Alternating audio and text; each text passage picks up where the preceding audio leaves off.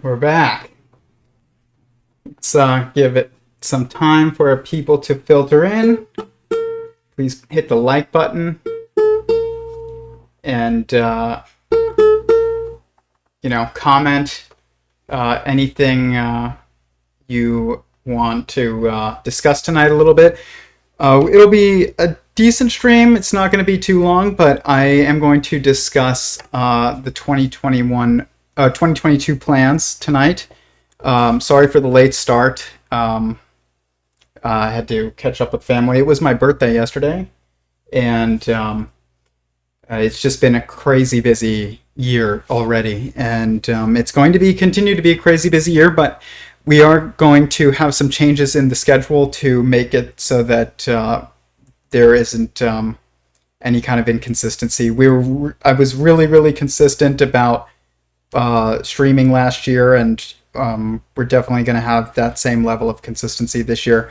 But it is going to change the schedule a little bit, and it's going to get easier, I think, for people to keep up with. I really like the changes that I've settled on. It took me a while to come up with exactly what I wanted to do, but after discussing with some of you and also just giving it a lot of thought, I've decided kind of just what the general schedule will be. It's going to be hugely different than it has been. Basically, all of 2021 was pretty much just live streaming twice a week, and then on every Tuesday and every Tuesday and Wednesday, and then we have our call on Thursday, and I am changing that up quite a bit. So not too much. The call is going to stay on Thursday at 7 p.m. And the live stream will stay at on Tuesday, but we are going to drop the live stream on Wednesday. So basically, let's bring up the Excel sheet and we can go over it. But I hope everybody, just to go backwards a bit, I hope everybody had a great New Year holiday season. I know it's been a while since I streamed. My wife and I caught COVID. That was fun. We're fine, but it did take a while to kind of get over it. It wasn't super. I never felt like I was gonna be like hospitalized or anything like that. It felt basically like a cold, but it was just way longer than a normal cold, and it's like 2 or 3 times as long. So that was annoying, but feeling better now.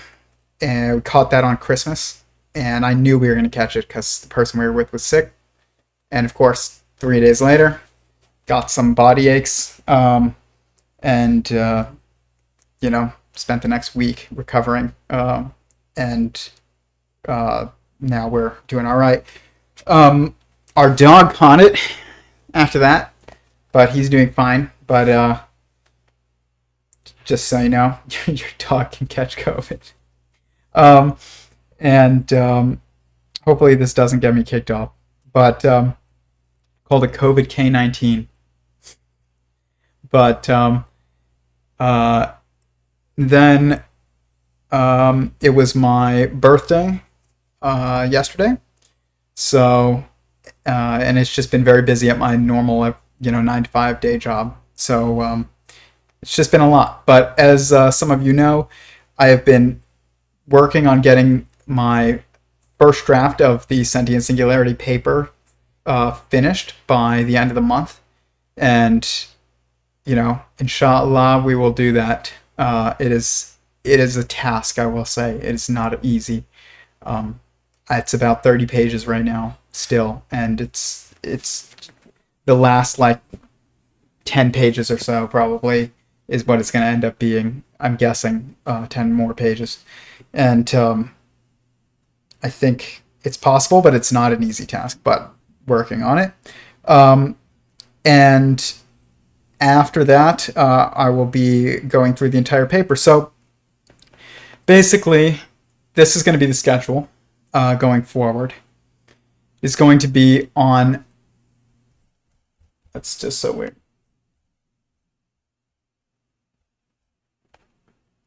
On Tuesdays, we're going to have a live stream and commentary. I think that's how you spell commentary. Or live stream discussion. Let's just say. And that is going to be at 6:30.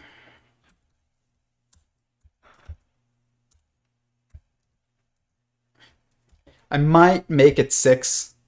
Comment in the chat if you think 6 p.m. Pacific Standard Time or 6:30 is good. We've been doing it at 6:30, even though I got started late today. I might move it to 6, to be honest. But we'll see. That's a little bit like immediately after my job kind of ends, so it might be good to just keep it at 6:30. Then on Wednesdays, we have nothing.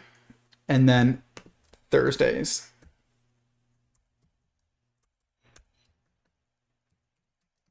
we're going to do our Discord live call.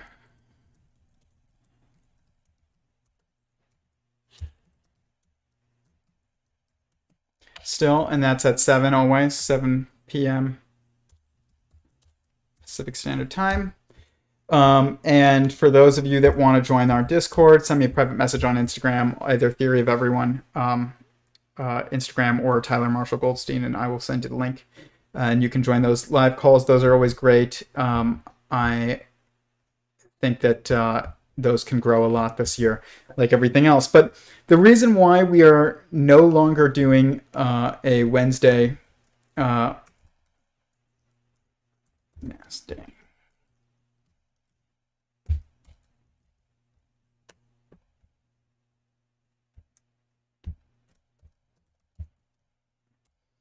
we're no longer doing a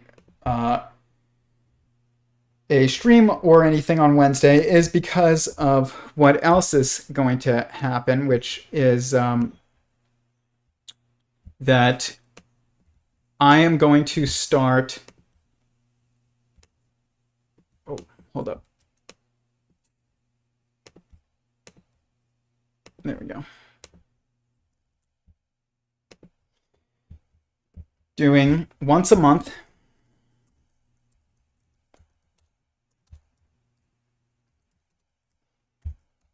We're going to have a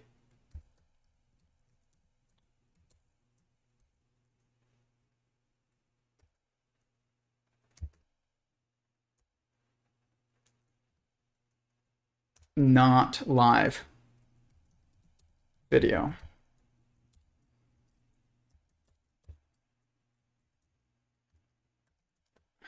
So once a month, we're going to have this video that is produced and not live. And that takes a lot of time and work. But I really think it's worth it to do that, because it allows people to come into the content and the discussion and information and the community much easier than just these live streams, because the live streams are rambly, and I know that, and that's fine. And they are not always the most like concise, content. And I think that there's value in that. I think there's value in the lives and that kind of stream of consciousness type of content. I make, just my own breakthroughs in these streams as well, and so that even helps me. But it's just 1 to 2 hours, sometimes even 3 hour, live streams twice a week. It's too much for most people to keep up with, and it's too much for me to do if I also am going to be producing content that's much more informative, like as a one-off piece of content. If somebody wants to see something on a specific topic that isn't going to have me going on like side rants, then it's very important, I think, to have content that's not live, that's edited, concise, produced, and has a level also of just production that is higher than what the lives do. And the lives have gotten much better. I mean, I don't know if you guys remember, but I couldn't even switch between screens like this at some point. It was like, I had to like zoom out on everything, and you could see my desktop, and then like zoom back in, and it was just not at the level that it is. And we've got a nice mic now when we didn't at first, and we've got a nicer camera, and like things have gone up quite a bit over time. But I want to have some bits of content that are very specific, and not streams of consciousness. So I think there's value to the lives, but I also think there's value to having more produced content. And those take considerably more time for me to do. And even though they're probably only going to be about an hour each, maybe like 30 minutes to an hour and a half, like max, like they're not going to be as long as the lives. But they take considerably longer to do. And I'm not the best video editor, and I'm kind of a perfectionist when I start editing, and I need more time to do it. Once I get better, maybe we can increase it to like twice a week. And maybe eventually, once a week, but probably not. Probably I'll be just clipping those up and using, releasing clips more often. So another piece of content, though, that will be coming out is, and I'm not exactly sure what the schedule for this will be, but it will be eventually once a week. I just don't know when we're going to get there. Is at least one clip a week will be coming out onto this channel that will be short, like 5 to 15 minutes. And it'll be clipped either from the live streams or from the produced content. And this is going to be basically the basic structure. The only other bit of content that will be coming as well, and I'm going to aim for one a month as well with this, but the schedule isn't really up to me so much, is interviews. And I have some people already that I've already discussed it with, and they're going to be doing interviews with me. They're not going to be live interviews because I just don't yet want to introduce all of the potentialities for tech issues with a live live streamed interview, especially with people who have busy schedules. But we have some great people that we'll be able to get this year, and some of which I'm hoping to get that are pretty big names, and we'll see how that goes. But definitely going to be aiming for one interview a month. If it's less than that, that's the way that it goes. If it's more than that, then that's the way that it goes. But we will be having quite a bit more interviews than we had last year. We had like 1, 2, 3, 4, I think like 4 last year. We did Nico Meyer. We did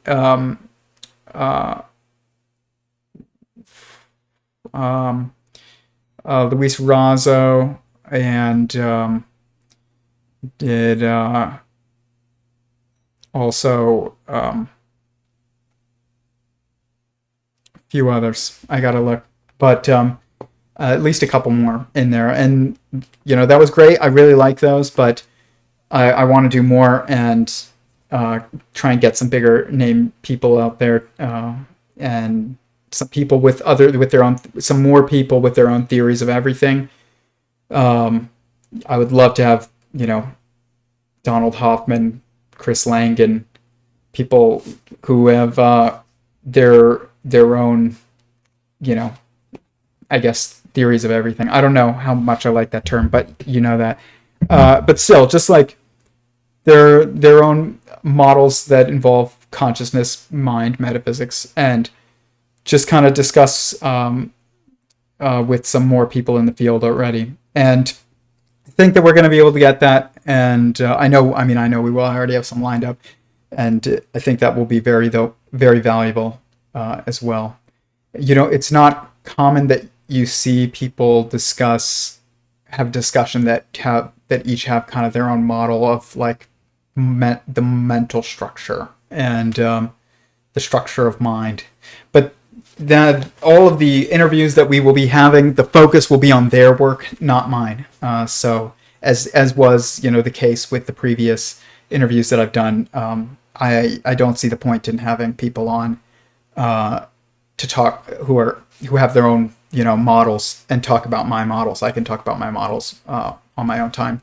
So, but that's basically the plan. So like I said, there's no live stream tomorrow. This is the only one this week. Then we will have the live Discord call on Thursdays always. And I'm gonna, just be working on the paper, and hopefully we can get that finalized. Not even hopefully, just pray that we can get that finished by the end of this month. But COVID definitely set me back, and a bit. I just could not work on it while I had it. You do get that like brain fog a bit, and I did get that. It does seem to have gone for the most part away, but it was lingering a little bit. I noticed I was having issues like remembering simple things like names and stuff, but it seems to be going away, and we can get back to it. So the first, what I'm going to be calling the theory of, which is going to be like the produced videos, is going to be, the theory of Every0ne, Sentient Singularity Theory, and which the paper is Sentient Singularity Theory, the theory of Every0ne, but this is going to be just the title's just going to be reversed, and that is going to be the first produced video. Is going to be walkthrough of the paper and kind of an introduction to Sentient Singularity Theory. I already have, I think it's like the second video of this on my channel. That's my dog, sorry. But I have on the second video of this channel is called, I think, an intro to Sentient Singularity Theory. But when I made that video, I didn't even call it Sentient Singularity Theory. I didn't even have a name for this project. And I didn't have like my own theory. It was just like I just had some models and I wanted to be part of the conversation. But now it's definitely much more refined. It's it's definitely one of the most refined, toes out there, I guess you could say. And I think the paper will do, once it's finished, will show that pretty well. But it just getting there it's a struggle. Like, and it's funny because I've been working on this paper for like 2 years, and there have been times where I just wrote nonstop for days, and I wrote like 5-6 pages. Which, when you're writing papers that are that metaphysical and philosophical and even mathematical, like it's that writing 5 pages is a lot. It's not like just it's not a 5-page paper on some historical event or something. It's like finding the right words to describe something that is everywhere and also nowhere is just difficult. But and then I would have like months without any progress, and then I would have days where it's just like it's all coming to you, and then like months without progress. So that's basically been what it's like to write this paper. But and it has continued to be like that. But I've set a goal for myself to release version 1 by the end of this month, and then I will be able to continue to refine it over time. So I am going to say this is just version 1, and I'll just constantly have the most updated version on my website as a PDF to download as soon as it's finished. And so I will, though, have as our first produced video a walkthrough of the project and of the paper and of the models. And that will probably be the longest the theory of, video, of the videos that are going to be in the series, the theory of. The rest are going to be kind of like they're going to be much more specific in there, but they're focusing on kind of a superposition perspective. So it will be like the theory of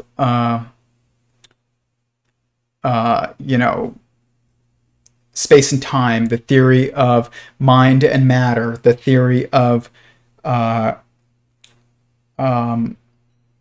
have like a list of them, but it's like, we're going to touch on government, economics, politics, morality, all the things that I said we were going to discuss over the past year, and we have discussed, but just kind of sporadically and spread out through, I don't even know how many hours of live ramblings is going to finally come, and in a much more concise form. So this is what, like I've said all year, all of the year of 2021. Subscribe to my email list on sentientsingularity.com. It's at the bottom of the homepage, because this is, I don't want to like bring it into being, but this is where the content comes in that's very easy to spot, that could get us removed from YouTube. It's not the goal, but when you're going to make videos about morals and how there might be like an objective scientifically sound moral perspective, then we'll see how that goes.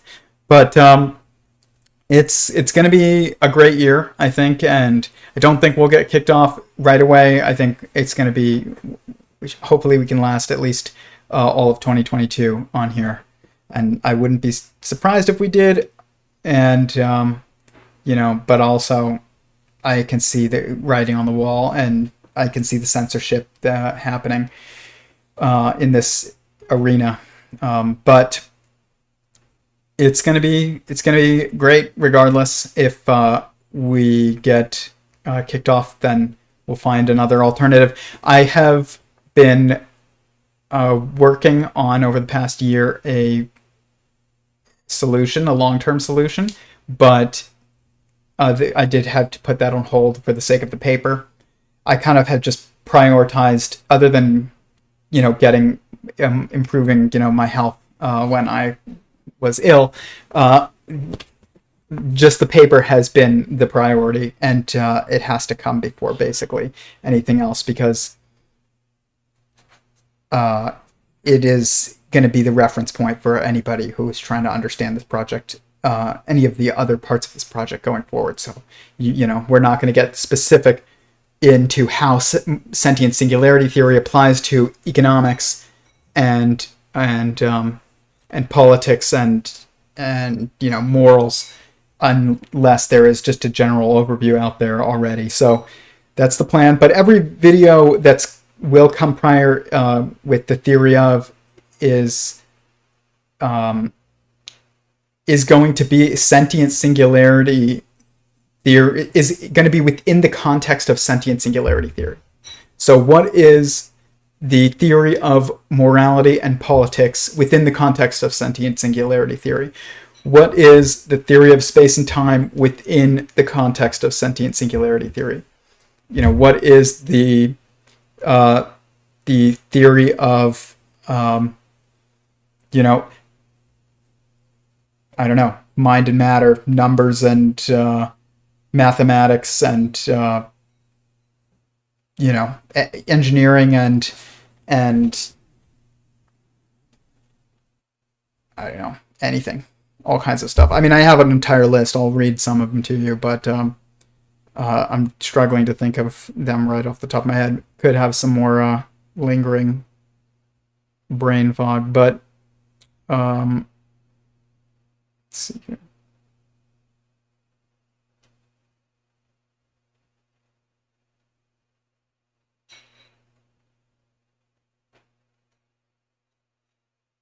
here. So we have gender and marriage, tools and toys, artificial intelligence and technology, theology and God, nationality and government, evolution and life, morality and responsibility, beauty and art, learning and education, family and community, meaning and goals, space and time, work and play, information and energy, news and knowledge, competence and skill, or it would be maybe like skills and hobbies, wisdom and faith, maybe. These are just rough drafts, but some of these are going to be the actual video topics. Fighting and dance, love and hate, humor and horror, and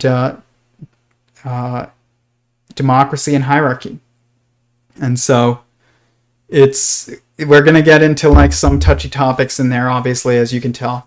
But I don't think that they should be touchy topics, but they are touchy topics because currently we have, first of all, because people have their own biases and desires and goals and blind spots and everything, but also because the current perspective on basically every single one of these topics and the way that we understand it is only half the story. And it's, when you look at things objectively, you're always looking at a superposition, which is why everything was two there. It's like family and community, meaning and goals, work and play, tools and toys. It's not the theory of tools. It's the theory of tools and toys. It's the two opposite sides of one coin.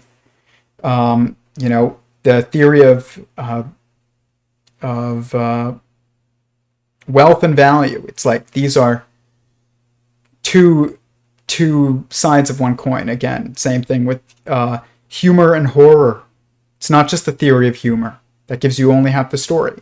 But the theory of humor and horror. You actually can't understand what humor is if you didn't understand what horror is, and you can't understand what is horrific without humor there to allow you to face that which is horrific.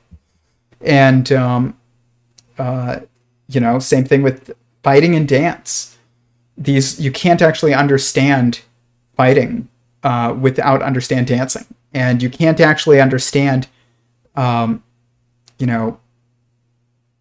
information without understanding energy. You can't understand mind without understanding matter. They are two sides of one coin always, and it is essential that we look at these instances of existence in the superposition structures that it really manifests in. And that the lack of that has allowed for kind of this us versus them mentality to form in all these different facets of, life and discussion. So gender. You cannot understand gender without understanding marriage. You can't. They're not, it's not possible. And people will say things like understanding, maybe it's like gender and sex. It's like same thing. You cannot understand one without understanding the other. And you just get into, discussions of are they different in art or are they the same? And what if it's both? Which it is. It is both. So they're not, they're not separate. It's a superposition structure. And you need to understand that relationship in order to truly understand these things, because superposition structures, the different aspects of a superposition structure contextualize the other aspects of it. So that context is what actually gives rise to information. So when people say things like, are you a communist or are you a capitalist? Do you believe in markets or do you believe in a commonwealth? And it's like, well, they contextualize each other, and it's just kind of drawing lines as, I'm this and they're that and they're this and I'm that, and it hasn't allowed us to actually face like the value and the limits of anything. What is the limits and value of gender and sex and marriage and economics and markets and a commonwealth, a government, and a company. Like, what is a family, and what are the limits of that? You know, what is, and like, what truly is matter, and space and time and information and energy and mind. Like, these things, you cannot understand what is mind without understanding what is matter. I heard, I think there was even a clip up of Kurt Chaimungal talking with someone and recently, and it was about, like, you know, what if it's mind and matter are two sides of one coin, and they are two sides of one coin. That is exactly what they are. Like, and they're two perspectives of existence, and matter is just information that is observed by the mind in certain contexts, and it is exterior. It is information that is observed as having the perspective of being separate from you, kind of. So that is something that must be, like, understood in its proper context, and we're going to make videos within of what is mind and what is matter inside the context of sentient singularity theory, which is, you know, that is just two sides of one coin, essentially. And same thing with information and energy and space and time. These are all essentially just two sides of one coin. And it's very important, though, I think, to make some well-produced videos that are concise about these topics and that are not rambly, and where I, take, I don't know, like, go on side tangents talking about, like, ukulele or something. So definitely hit the like button if you're watching this and you find it valuable. Let me read some of the comments. Read it. What's up, Reed? What's up? Good to see you. Oh, spreadsheets. Oh yeah, always spreadsheets. Like, always the spreadsheets.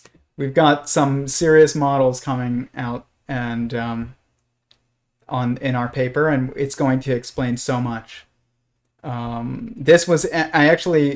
It's important, though, to have a video of these models, because what I've realized is that you need dynamic models to show existence, because existence doesn't sit still. It can't just be expressed as an equation. If you had to express existence as one equation, or God as one equation, it would be 1 is equal to 0, which really means, like, 1 is equal to infinity, not 1 is equal to nothing, but 1 is equal to infinity. And that is explained in my paper, is how the rules change in metamathematics and how 0 is no longer an empty set, because when you're talking about existence, there can't be anything to even represent non-existence, because it doesn't exist.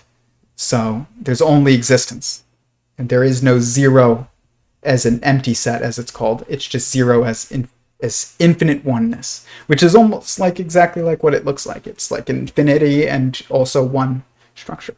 But there is a new model on my page. It's the latest video of creation, and basically of God creating the universe, how he mathematically would do it, and then the evolution of everything. And I'm going to play that real quick. It's only a minute.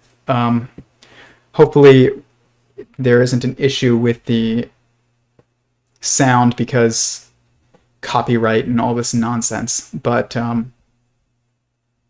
don't have an issue with credit, but, if you put something out into the world, I don't know how much, like should Sony be able to own, like, every song? Probably not. But here.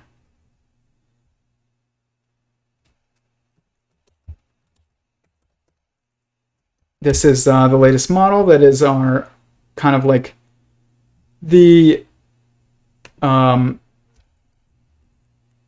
guess the preview to what's to come, and it's going to be there's going to be a number of dynamic models in my video explaining the paper, and it will show not just like a static equation, but you'll see how that equation moves things in reality. And so this is the animated preview. I suggest you watch this on your own, though, and on the highest quality that you can, because it's you need to be able to see.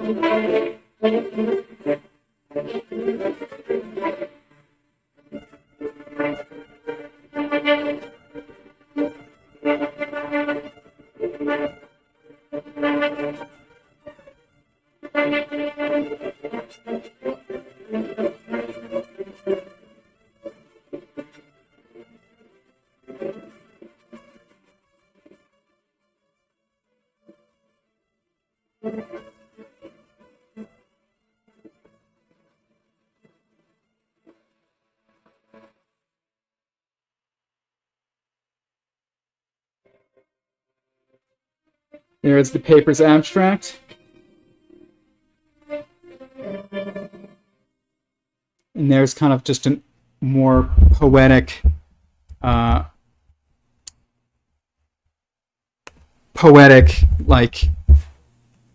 overview of the paper. But there we go. Sorry for that. And I highly suggest watching that. You can pause it on anything. It was made to be 1 minute. That's why it's so fast. And it's, when it flashes the abstract. And sometimes YouTube has a mind of its own. At least it seems that way. And eventually will. And we'll talk about it. But it might be starting to anyways, to be honest. But that you can see the number values evolving in that when you have it on high quality, and that representing that model as an equation, you could do it, but it doesn't. Seeing it as an equation isn't enough. You need to see the structure that it creates as it builds, and how it moves as well. And if you're gonna understand existence. I mean, that model is showing basically evolution of life, and it's just in a two-dimensional form. But we'll go over it in the video of the paper very in depth. I will explain every bit of that model, how I made it, what everything means, and it's going to be fascinating. I've got to join the Discord. I will send you the link, Reed. That would be awesome to have you in there. I think you'd like our conversations a lot. Every Thursday at 7 p.m., talk about anything. It doesn't matter what it is. Any question you have could be related to this, not related to this, related to God, physics, morality, politics, gender, marriage, relationships, literally anything. And it's always a good time. It's a really good group. Okay. Sounds like the flu. Poor sick. Good boy. Yeah, my dog. Yeah. Sad. Little COVID pup. He's fine. It doesn't impact dogs that much. They just get like a runny nose and he was coughing. I've never really thought about it, but do you see the humor and horror genres cross quite often? They're not even a cross. Like, I don't think that it's possible to have real humor about anything that's not like horrifying. And horrifying doesn't mean like grotesque or something like that always. It can mean like, it can be just awkwardness. You're afraid of public speaking and you can have some jokes about it because and it will be funniest to people who are horrified by the possibility by the idea of public speaking. It's not going to be horrific to people who have no fear of public speaking. They're just going to be like, okay, it's funny, but like, I don't think public speaking is that scary, so it's not that funny. And it is just true that the whole like comedy is tragedy or tragedy is comedy statement, but I ended up figuring out that like humor and horror are actually better way of saying that is like humor is horror and horror is humor. And I wrote it even, and you can see that they look like each other when you write them. And just I don't know whether or not I can pull it up very easily on my actual computer, so I'll just show it to you on my phone. But I made this post on my Instagram, and you can see like I just kind of mirrored the two words again and again and again, and like you can see they look mirrors of each other, almost slightly different but pretty much the same. And so we're going to talk a lot about that, and I think that type of content is missing. Like you cannot talk about what is the purpose of the Commonwealth or communism or the just government in general, anything that is taxpayer funded, which is a good word for it is the Commonwealth and the market. You cannot talk about the market without talking about the Commonwealth. You cannot talk about the Commonwealth without talking about the market. I don't like the terms capitalism and communism, or even socialism and I don't know, free market anarchism or something. Like all of these terms develop because we're trying to discuss the only one side of the equation at a time, and you can't do that. You can't. If you do that, you're losing context, and when you lose context, then you try and give context by adding more. So this is what happens with sexuality too. We're going to have an episode on sexuality, and I will give that episode will be so eye-opening. It's wild. It's one of the subjects that I have just made an enormous amount of progress on making sense of, and our terms are so wrong on that.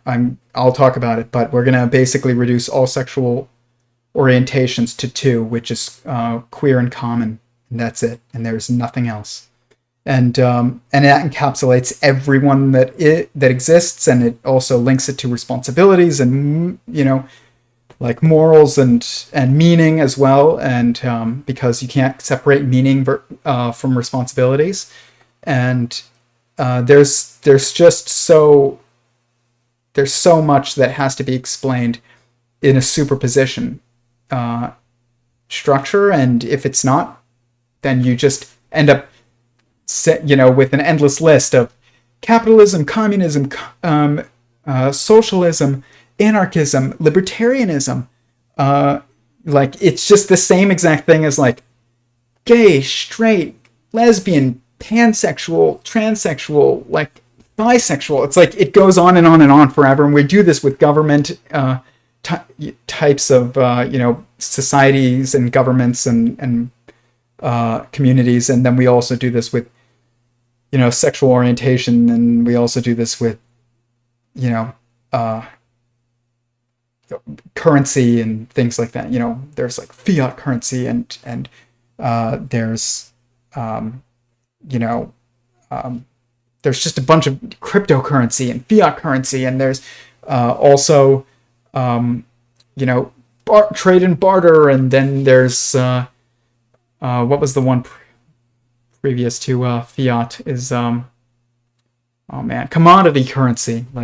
It's the same exact thing. We're just like going into breaking things into endless groups, because there is no dividing line that's objective when you're only explaining one side of the story. And so the dividing line is that there's one side and that there's another. And if you're only talking about one side and you're not contextualizing it in its relationship with its mirror image, then what happens is that you, in order to try and add information, you basically are like trying to contextualize instead of saying the Commonwealth and the market, you're saying, you have to say capitalism and anarchism and libertarianism, and it's like all of these different like little micro socialism and communism, and it's like they're all contextualizing in relationship with each other, but they're not adding relevance. It's like irrelevant contextualization, which is almost worse than lack of context, because it goes on forever instead of going nowhere, which to go on forever is the same exact thing basically, though, as going nowhere. Eventually you have to be like, okay, this is that, and this is this, and this is that, and that's how we make sense of the world. But we're going to get into this, and every single one of these theory of videos is going to be a superposition. The theory of the market and the Commonwealth will be one, or I don't know if it would be called capitalism and communism for the sake of people understanding, and the algorithm. But basically, it's the market and the Commonwealth if you want to actually know, like, what is the correct terminology. It's like the same thing with the sexual orientation. It's not straight and gay and bi and pan and lesbian and transsexual. It's queer and common. And that's it. And like, there's nothing else. That doesn't mean that those other terms have no meaning, but they don't have they don't have objective meaning. They have subjective meaning. This is like trying to decide, is your house a big house? Well, in comparison to what? Like a shack, or comparison into a castle. If you're comparing to a castle, it's not a very big house. If you're comparing to and it depends on which castle. If you're comparing to a shack, and it depends on which shack, is it a big house?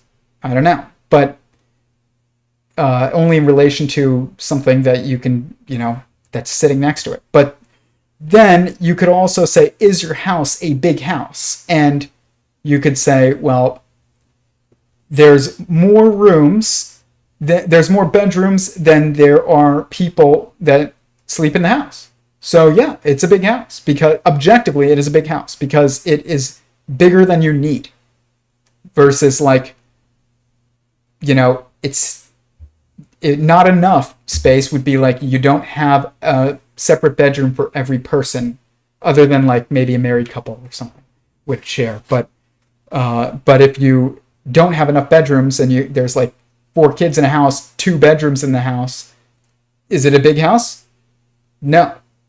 It's too small of a house. But if you have 3 kids and a married couple in the house, and you have 7 bedrooms when you need 4, then it's a big house. And like, objectively, it's a big house. But this is like what we're gonna kind of break down and explain, like how to actually look at things in it objectively. What does it really mean to look at things objectively, not subjectively? And I think this is missing from every conversation that we have in public, and it's part of why we hate each other.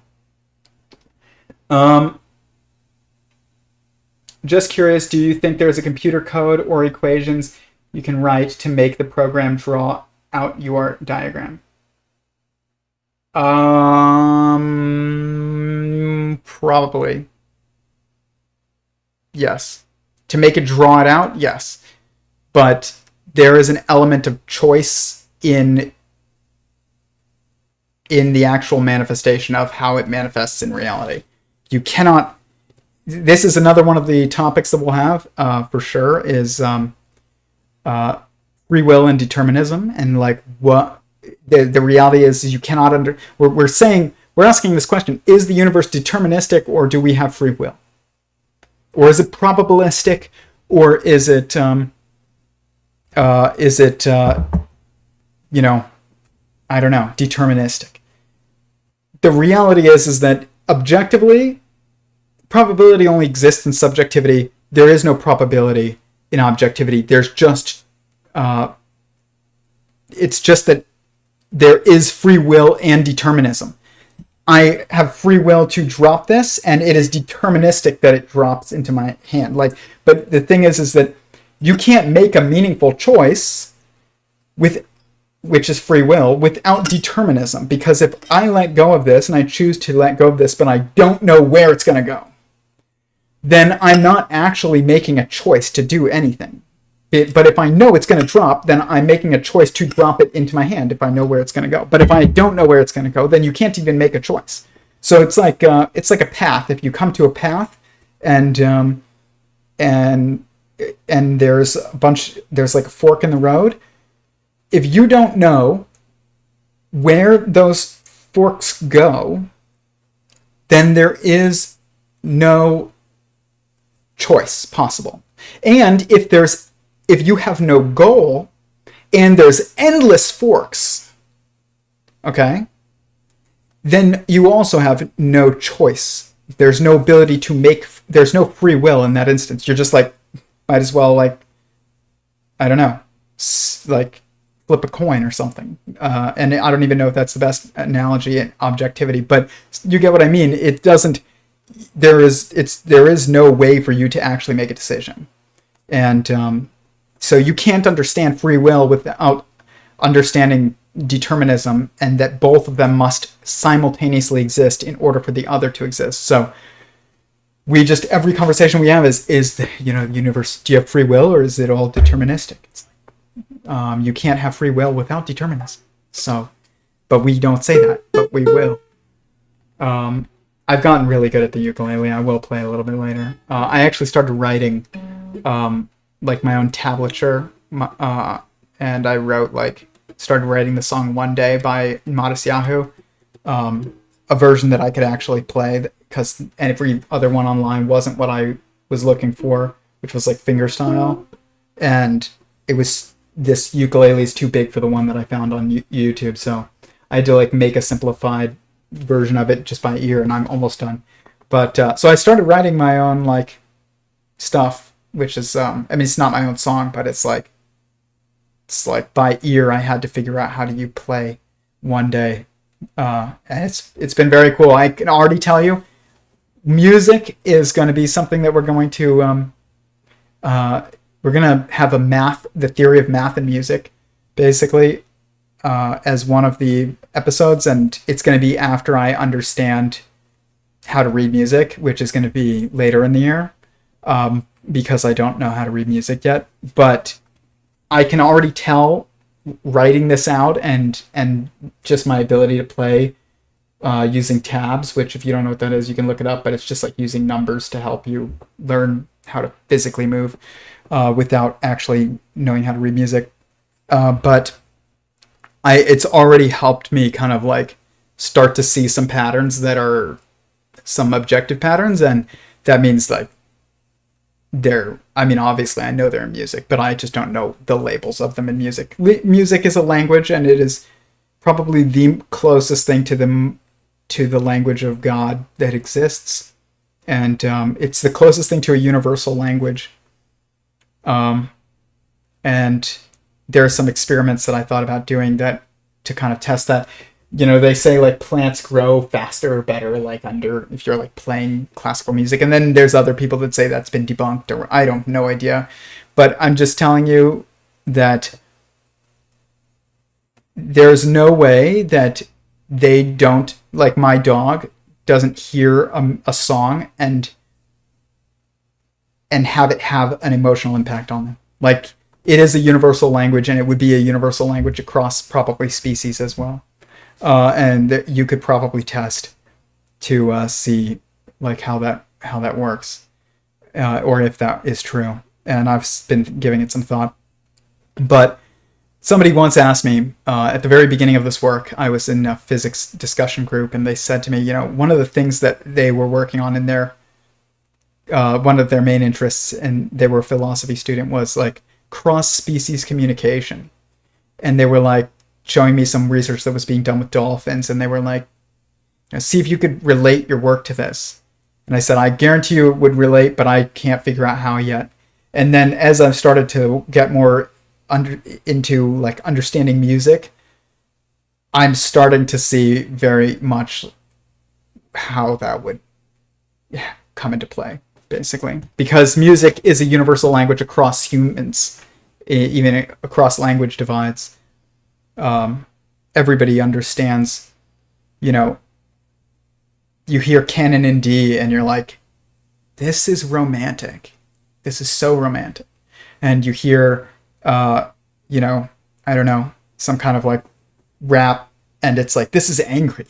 This is definitely very angry. And it's got even complex emotions too, where, you know, you've got like tension, not just angry, sad, happy, scared, but you've got, or like excited. You can also have like tension and release and romance and humor, and any kind of emotion can be conveyed in music. And I think it's there. The applications of that going forward are not even.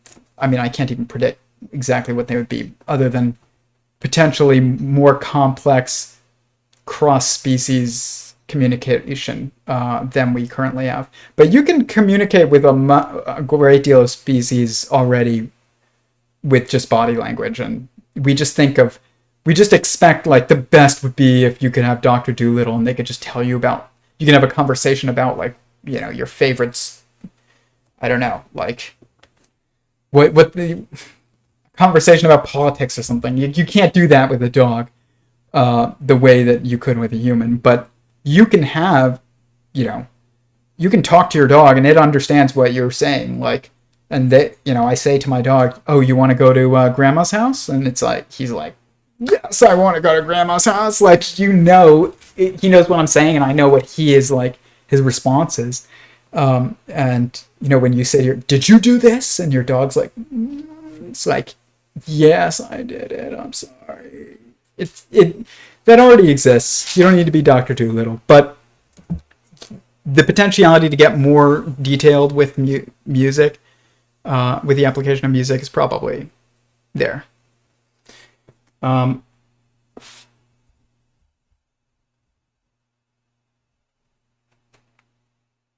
Bless you, brother. Thank you. Bless you as well. Great, looking forward to the paper. I wonder if trying to communicate with a sentient YouTube would be like trying to communicate with Hypnotoad. I don't know what that is. I've heard that dogs like reggae the most, according to some stuff. Maybe. You know, I was looking at like my dogs wagging their tails, and I was like, and one of the things I've noticed is when they're together and they're just like in the same mental state, like their tails are like this, and it just syncs up. And, you know, even women will do this with like their menstrual cycle. If they live together, they'll like sync up, and you can see this being experimented in you know, very basic physics experiments, where you've got like a platform and it's on two wheels, and you've got like metronomes, and you start them off and they're basically just like this, and they're not like in sync, and then slowly they start to sync up, and then eventually they're just like, we are that. So, and we're on a dynamic structure, which is what that means, is that when we move, it creates an effect on the structure that we're on, which is another consciousness. And so if that structure was not itself a dynamic structure, you couldn't get the syncing up of anything, really. So like dogs' tails, you know, female cycles, you know, emotions in general. I'm sure men living in a house like sync up their emotions and all kinds of things. I mean, it's that those, if you take two metronomes and you put them on a plank, and there's not wheels on that plank that allow it to be impacted by the movement of the metronomes itself, they will not sync up. Okay? They will just forever be out of sync. And but if you allow them to have an impact on what they're on, and then that has an impact on them because it moves, eventually you're going to get the metronomes to sync up. And same thing with us. And that means that what we're on is impacted by us and impacts us.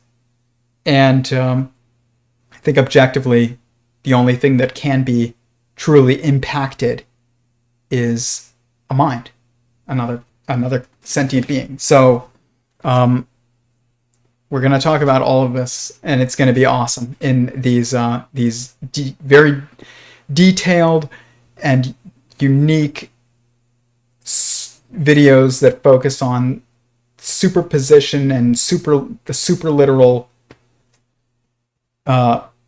aspects of being, and it's going to be very cool. I'm very excited. Yeah, it's going to be a lot of work though, and that's why one of the reasons why we're getting rid of one of the lives a week. But I also think one live a week is enough. And those lives that we are going to do during the week, and I'm not sure if I mentioned this, I started to when I typed it out, but they're going to be commentary for the most part on other conversations that others are having. So like a stream from Lex Friedman's podcast, or from Brian Keating's podcast, or from Kurtjai Mungel's podcast, or from Wolfram's videos, or it doesn't really matter where it comes from, but it will be a conversation that someone else has, and we're going to be discussing it, or a video that someone else has, and we're going to be like going through and offering commentary during that video. So it'll help keep the lives more concise as well, is because the goal is to comment on this one video, not to go into space. Every now and then we'll have maybe an open live, but like an Ask Me Anything type of live, but it's for the most part, they're going to be commentary on other people's content. And I've tried to kind of not avoid that, but balance that, because there is a fine line, but also an objective line between being a critic and being part of a community, and like communicating and participating in a discussion. And I've not wanted to become a critic. I don't want to become a critic. I'm going to even try and focus on the positive whenever I'm doing the commentary videos, not the negative. Obviously, we're going to discuss like what I think is wrong, but it's mainly, my goal is to show I'm only going to be watching for the most part, unless it's a conversation that that gets maybe a lot of attention in AI or something like that, but is really bad, which that's a topic that could happen. But I'm going to try and choose discussions that I think are very valuable and good, not ones where I'm just like being a critic the whole time, but where I'm just adding some context to what they're saying and relating it to my work as well. So that's going to help keep the lives on track and have a little bit more of a just consistency to them, but also a searchability. It's difficult, to get these ideas out to those who are looking for them. If I'm just doing like a 2-hour live that's like, going in all different directions, it's like, what is it even called? I mean, some of the best clips are not in some of these lives are not related. They're not the topic of the title. Okay, so like I can have a great clip on masculinity in a video on, I don't know, the standard model maybe, but that would make a lot of sense. So, but there needs to be a searchability to it, and the clips channel is going to be like very helpful for that. But first, this content needs to become more organized, even for the sake of others clipping it, and for the sake of me clipping it, and for the sake of people searching it, and that that requires some changes to be made. But every now and then, like I said, we'll do like an AMA type of thing. But the real open discussions are going to be in the Discord, and those are many hours long. Those are like 4 hours. So we can afford to go in many different places, and we can afford to get like deeper into topics, various topics throughout the night. Not in 1 hour to 2 hour span. But I'm gonna try and keep I will be keeping the lives to under 2 hours still. And I don't know what just fell there. I don't know if you heard that, but the theory of the theory of videos that are coming, that are produced, will be shorter than that. And but I'm still gonna set that 2 hour max for the lives. And it's my dog making all that noise. Maya, okay, lay down, lay down, lay down. Good girl. And then we're also going to get Paulina on here every now and then too, talk about life, and family and whatever, any of our plans, just kind of more personal videos, but those will be random and sporadic. I mean, I'll always announce them, but they'll be not like once a month we're going to have Paulina, but I would like to have her on here more often. She's been on here like once, I think. And but it's good for people to see the people that ideas come from. It's because, as has been said in the Bible very wisely, judge something by its fruit. And you should see, nobody's perfect, but you should see like what impact these holding certain ideas can have on people's lives. It's not always one-to-one, but there is definitely always a correlation there between what you believe, what you think, and the ideas that you hold, and how you live. So I think it's important. It's contextualizing of my ideas to know me. That's just true.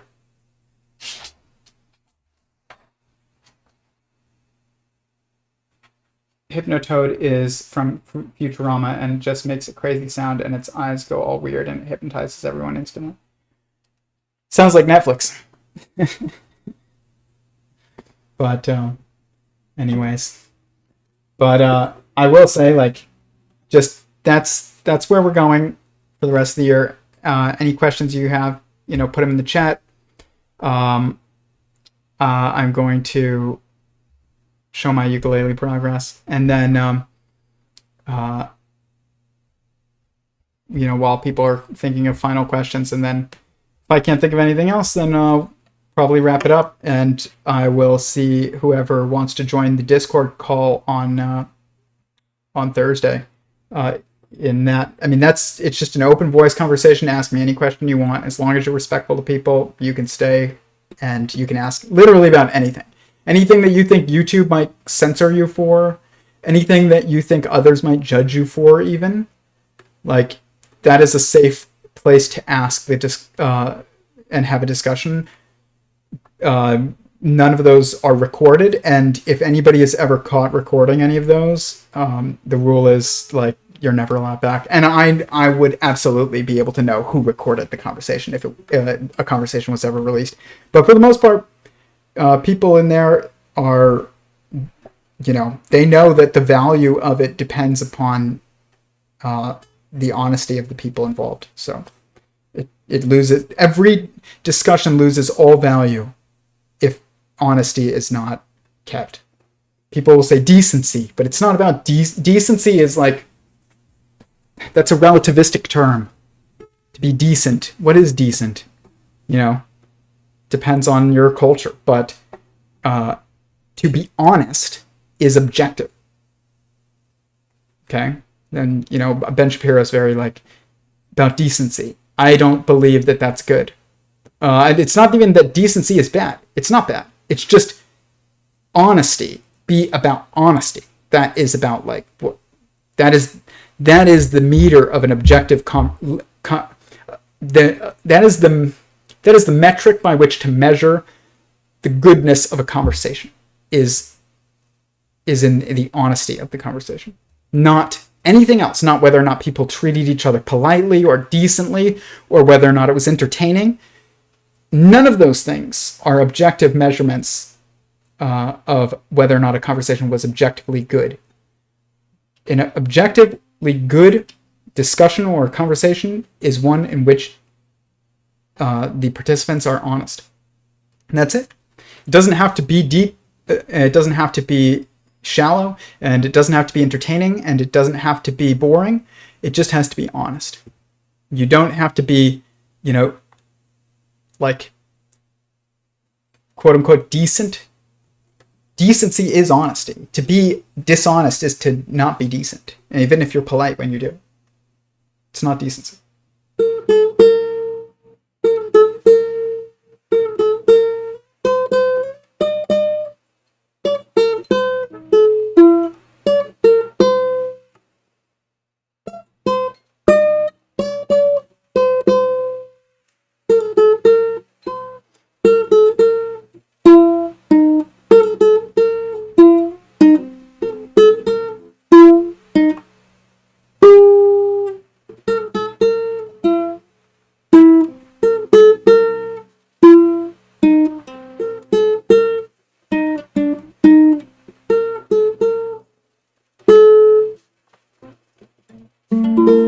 I'm getting really good. Like,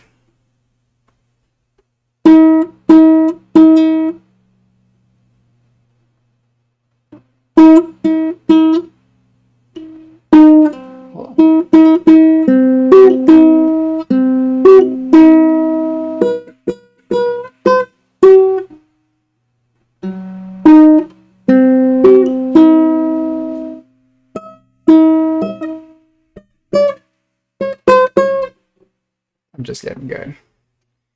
I love this.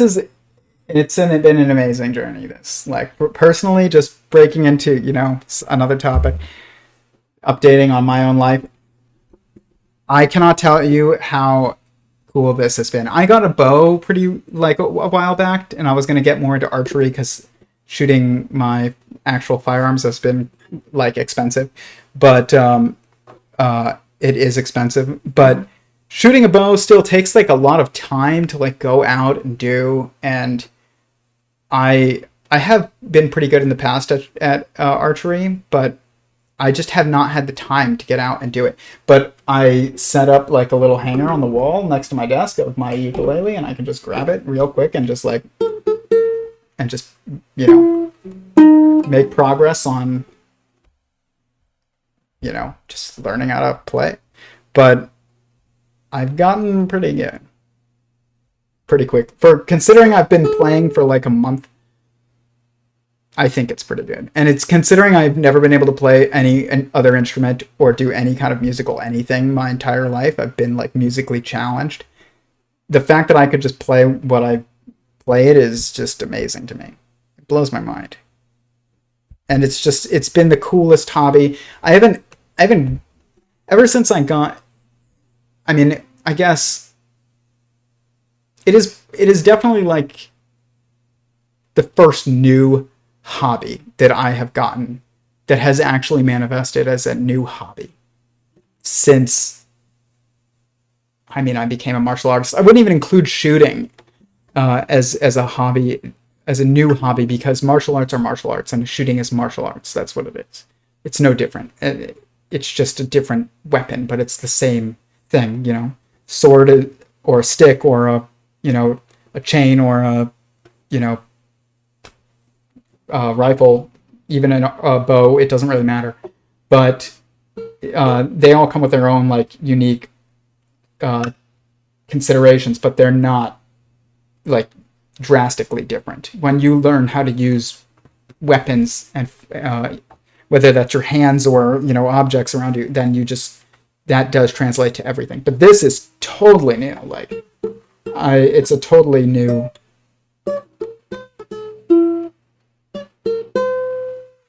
It's just totally new, everything about it. It's been very cool. I know I've been like rambling about it every time I get on a live stream for the past like month, but if you knew how bad I was at music, I think even I heard Eric Weinstein speak on one of his recent videos, and he was like, you know, we're gonna do a stream on that stream, so I'll show it. But he's like, playing the oboe does not make you an oboe player. Like, and I played the oboe in my middle school band, and I was so incredibly bad. I faked every single concert, and I mean, I would play it for years, for like probably like a year and a half, not years, but a year and a half, and I just never got good at it. But I've been like starting to get intuitively good at this and figuring out how to get good at it, you know, with my own like techniques and like how to make songs. I mean, here you can listen to my progress on One Day by Modest Yahoo. This is, I haven't gotten the whole song, but you'll be able to hear it. But I had to write this whole thing by ear, and it's not done. So I have not been able to practice playing it because I haven't finished, you know, writing it. But here, let's see if I can find it.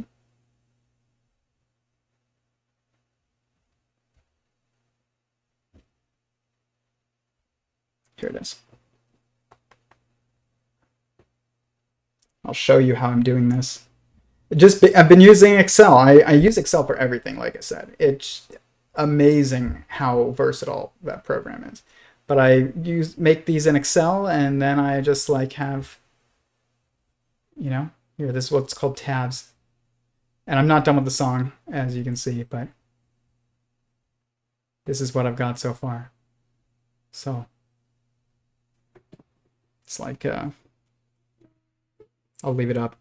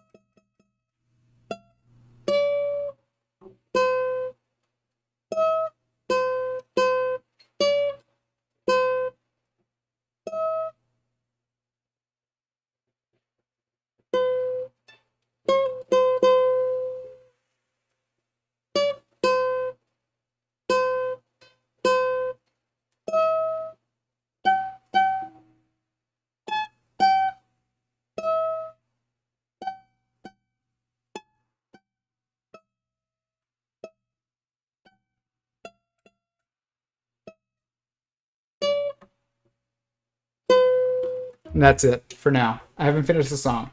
So like I said, I haven't practiced playing it, but because I've been writing it, but there's no version out there that's simple enough for me to play that's like a finger style. And so I decided to make my own, and like I started noticing patterns, guys, so we're going to talk about music eventually. I knew I needed to do this. I said on previous streams, I was like, I'm not going to be able to talk about music, which is and I know it already. It is the best one. Like, it's the best thing to relate to when you're going to talk about metaphysics. Like, music is it is the best. It's the most one related, I guess, like expression.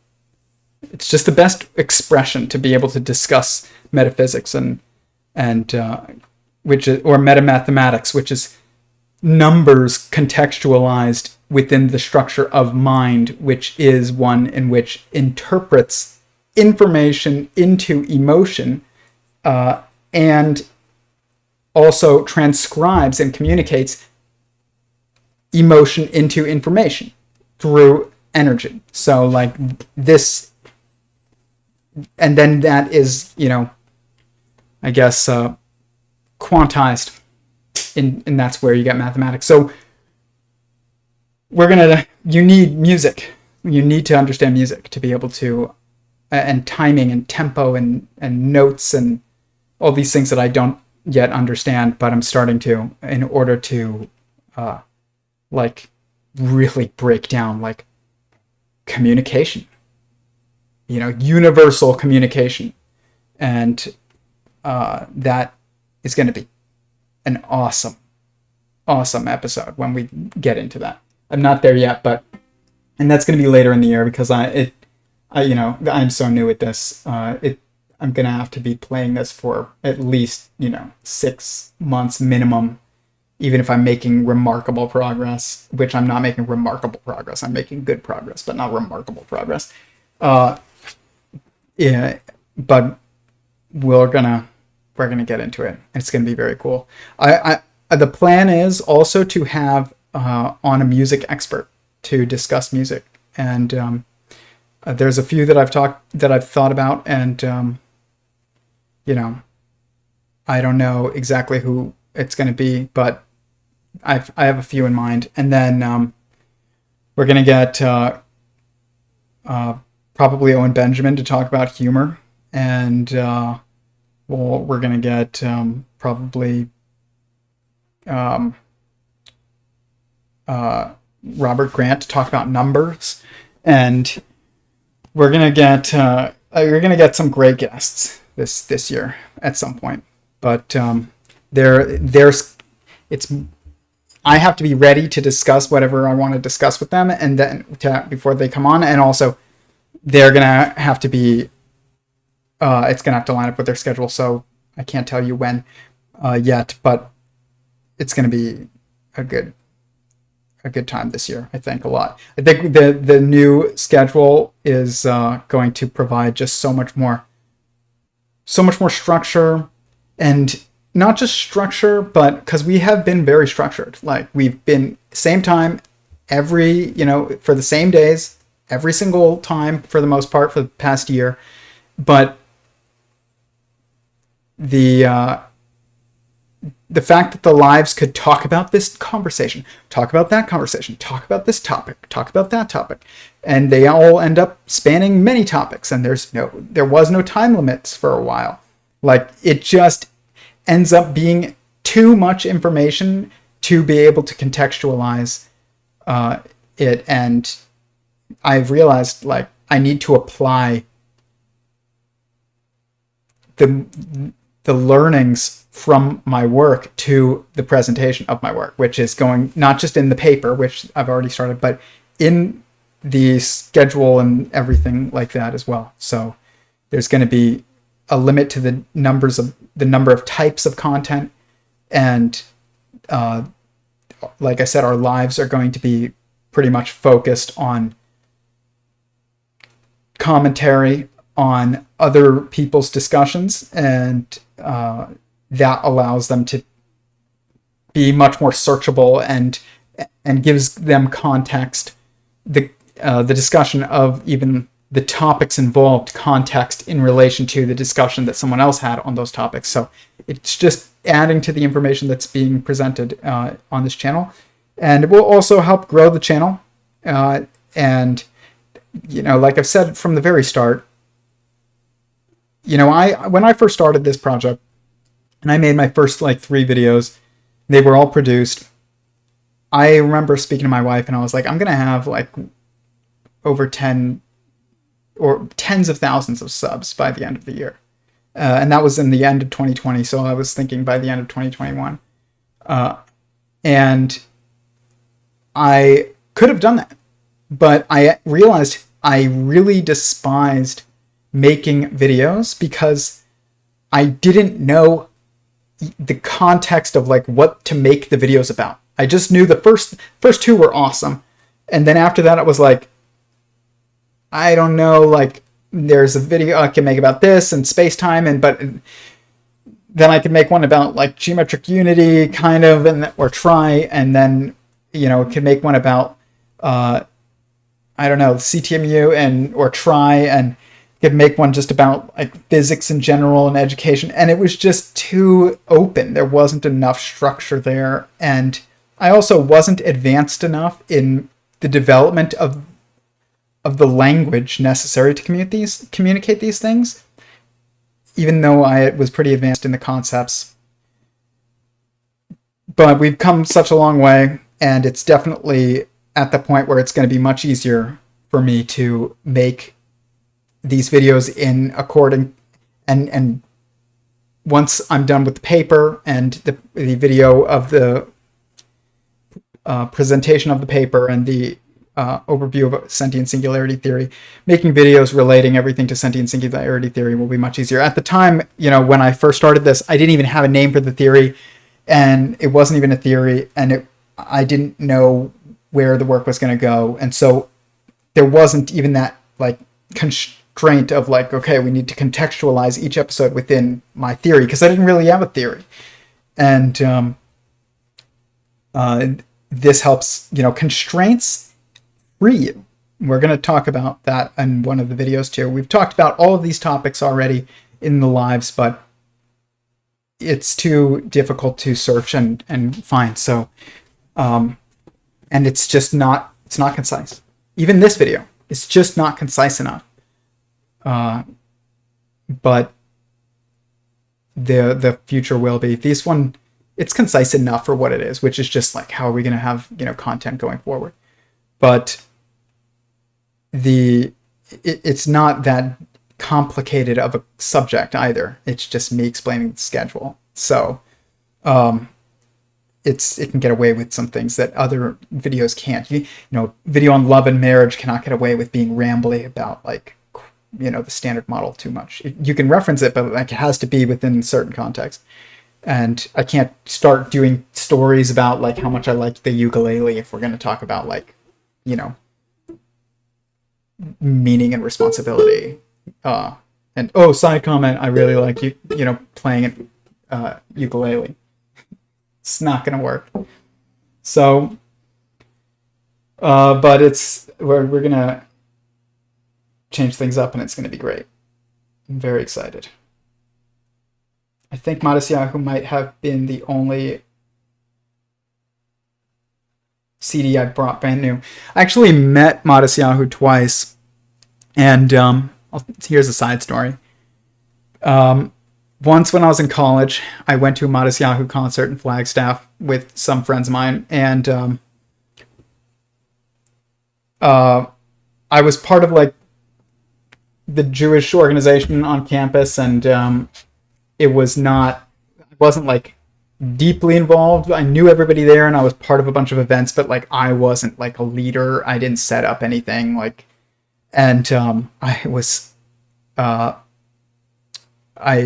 pretty drunk at this concert, and I just got this idea of like, I want to, meet Modest Yahoo, because I had like shook his hand once years earlier in New York, but I didn't really meet him, and I just thought this would be a good idea at the time, so I did this, and I went up to his like security, and I was like, I'm like the head of the Jewish organization on campus, and I'd like to invite him to Shabbat dinner. And like that was what I wanted to do, was to invite him to Shabbat dinner the next night, and I did do that, and he didn't stay, but I tried.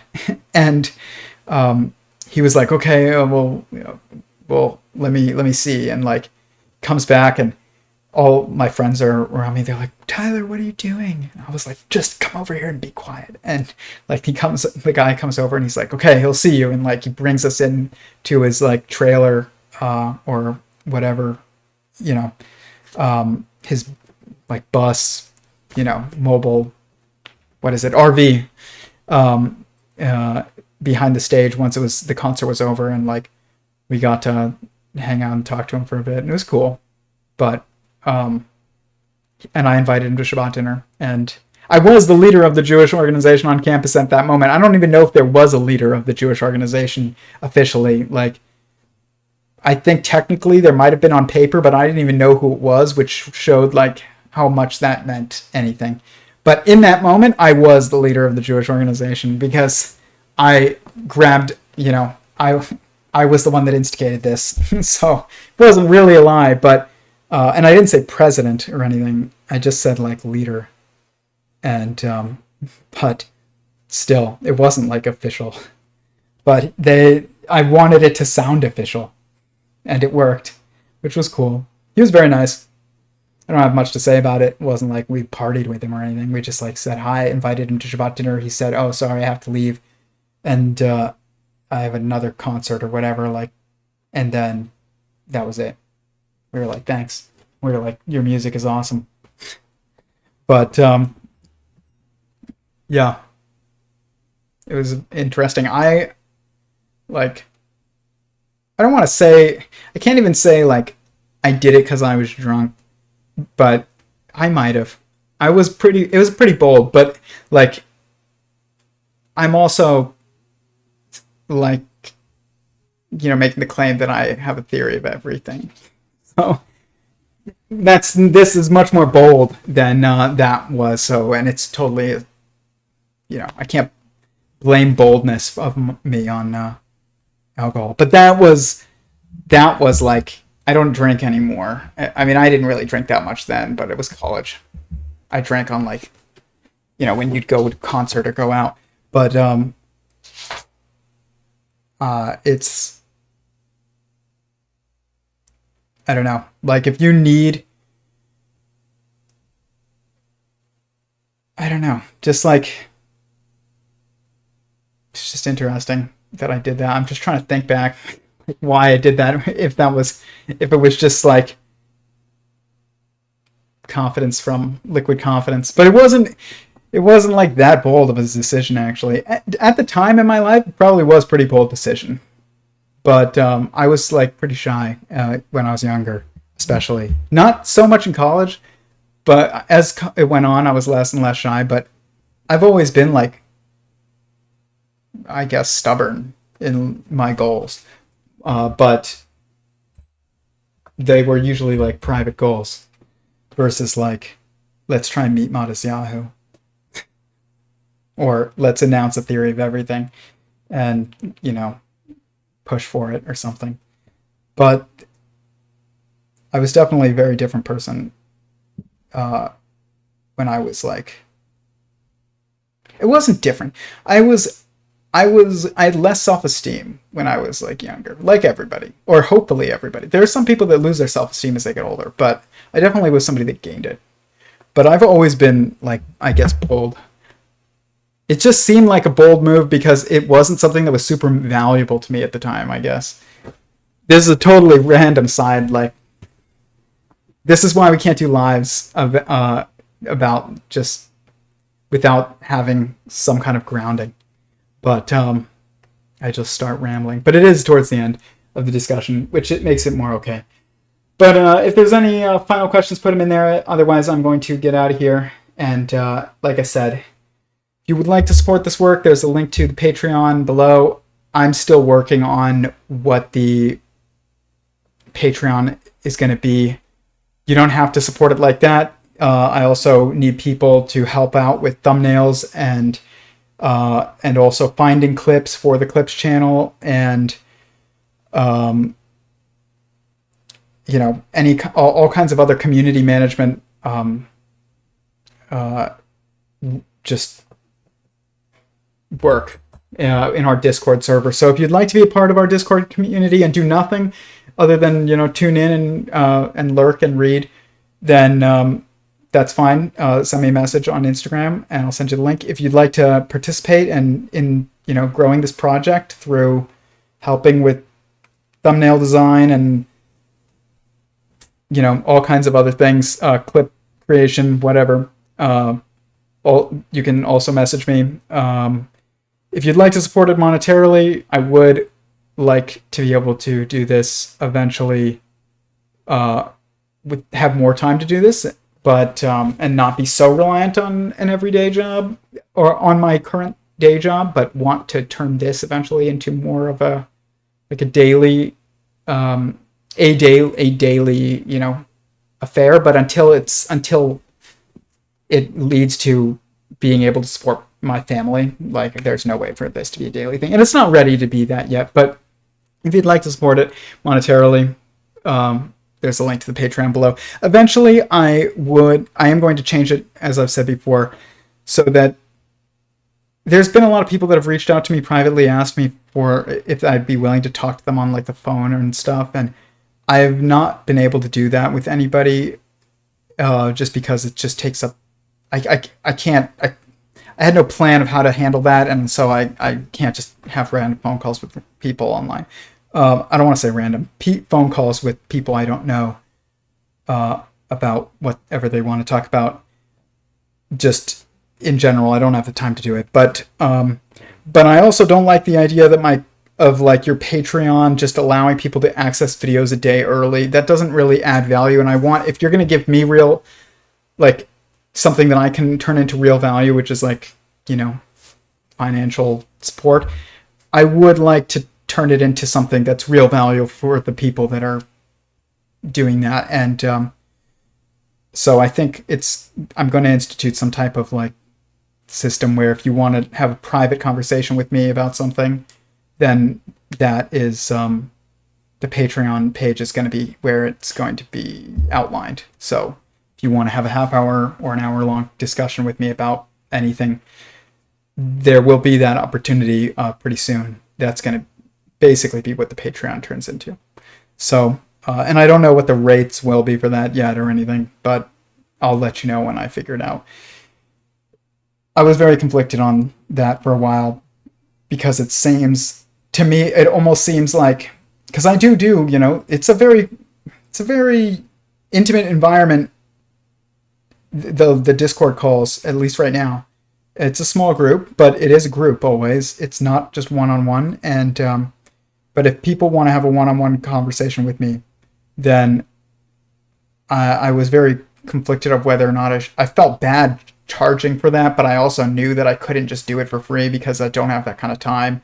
And but I've struggled to find something that gives people real value for the Patreon page, not just, fake value, like vanity value almost. And so I actually think that that is the most valuable thing that I could provide is my time. Not like giving you a video a day early. Like that's not giving you value that's not my value. I get, it's not me chipping in value. It's not a value exchange. You don't get value out of the video a day early. I don't think, at least. Maybe you do. Not objective value. It's maybe subjective value.